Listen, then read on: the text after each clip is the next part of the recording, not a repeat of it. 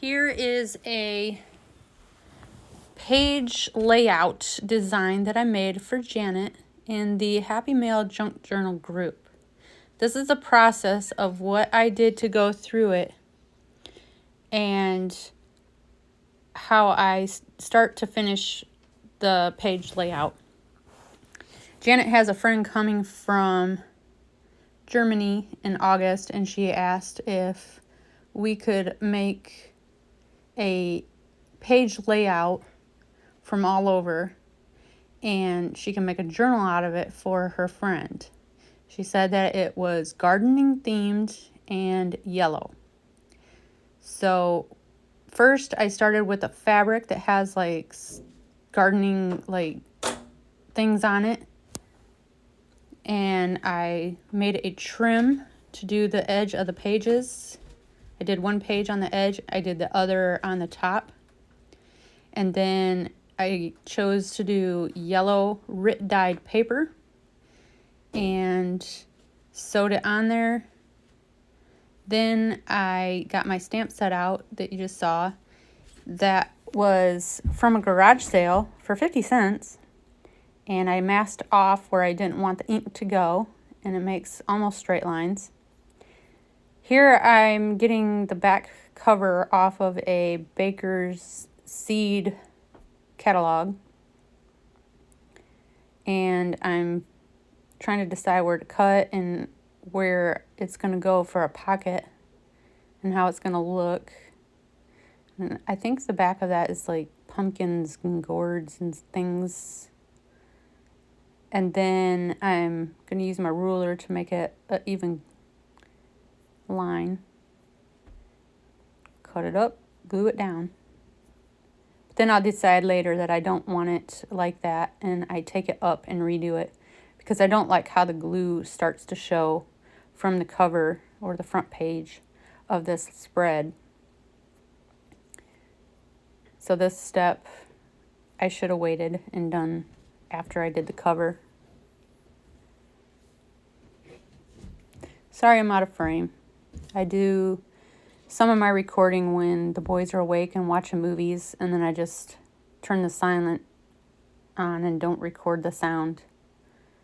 Here I'm making journal cards, and I'm trying to decide what to use. So I'm taking pages that will fit and cover over an index card, and I'll cut it out, glue the index card to the back of what I want shown, and then I'm going to get my tab punch and punch out tabs and put on there, and I don't show it, but I go to the sewing machine and I sew around the edges. I made two different ones, one with carrots and one with beans. I then decide to put a pack of seeds with flowers in the pocket, and then toward the end of the video you'll see me add two recipe cards that have cabbage on them, and I do believe those were gifted to me from Janet. I'm also going to make a guest check tab for the front cover that I forgot to push the record button on that, so you won't see me make that. You'll see it toward the end of the video. It'll just kind of be peeking out. Here I'm using leftover Easter egg dye that I have. I'm almost out of it now. And I'm just adding a little color to the back of those index cards to get the stark white look out. I'll take the bottom half of that towel, dab it, and kind of dry it a little. Here is a winter squash. I just cut the little thumb tab thing out. And this is where I put the guest check tab that I forgot to record making. Those are the little things that you get in your pots when you buy them from the store. And I just decided to glue a flower one down. One is a lily and the other one is a strawberry. I had a hard time getting them to stick, mainly the green one with the strawberries, because it has like that little crease in the stake part of it. I thought after I had it all glued down and all prettied up on the page, maybe I should have just cut those little things off. But maybe the lady that gets this will decide to cover it up with something. Who knows?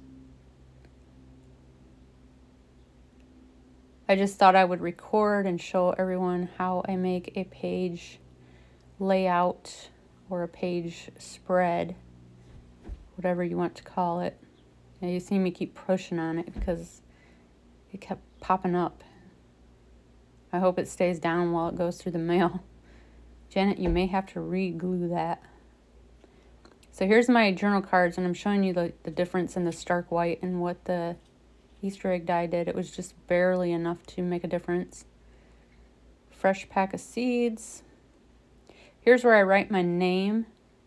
Janet asked if we could write our name, where we are from, and when it was made.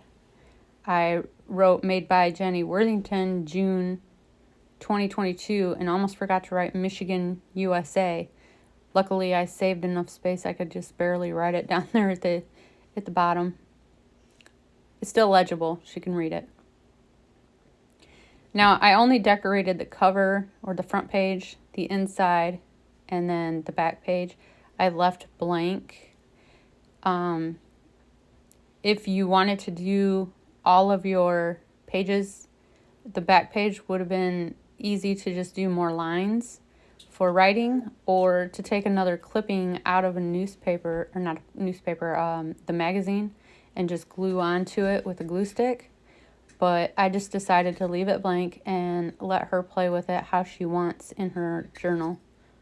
I also included some of the extra fabric that I made along the edges, just in case she wanted to make a pocket or something with it, or clusters.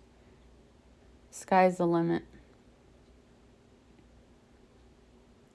So I'm trimming up the excess here, but once I get it all trimmed up and I like how it looks way better than all the glue showing through. And it kind of thickens up the page too, so it doesn't collapse when opening. I'm pretty pleased with how this turned out. I thought I would do the process just to give ideas and let everyone see how it's done. And not every page layout or spread is done this way, depending on the theme.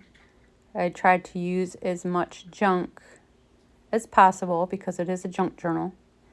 For the ledger paper, I decided to go with the green tone because gardening and green thumbs go together. And it kind of goes with the cover with the green look on the front.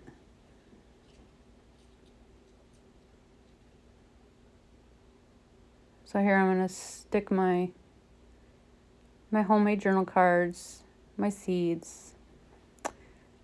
And then for the front, I was going to use that piece of paper on the side with the vegetables, which was just a napkin that was gifted to me, but it was like glued down to a piece of cardstock. I decided not to use that and to use stamps. Here I'm fishing through my box and trying to find the ones that I want. I decided to go with the 10-cent, 5-cent grapes and pears, and then I think the other one was like, it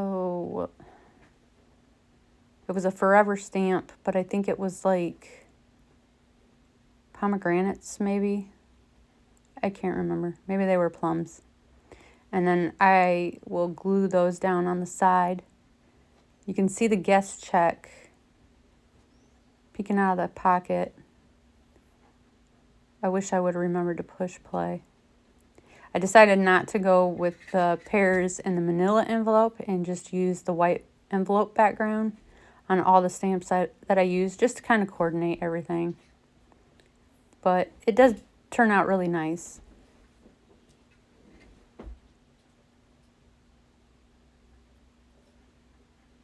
Sometimes I overthink things. It took me a minute to figure this out and do a layout, but finally I'm like, just glue it down, Jenny. Get it in there. Get it done. But yeah, I'm very happy with how this turned out. If you have any ideas, suggestions, questions, please leave a comment. If you like this video and it helped inspire you or give you ideas, please give me a thumbs up. Tell your friends about me and get me some more subscribers.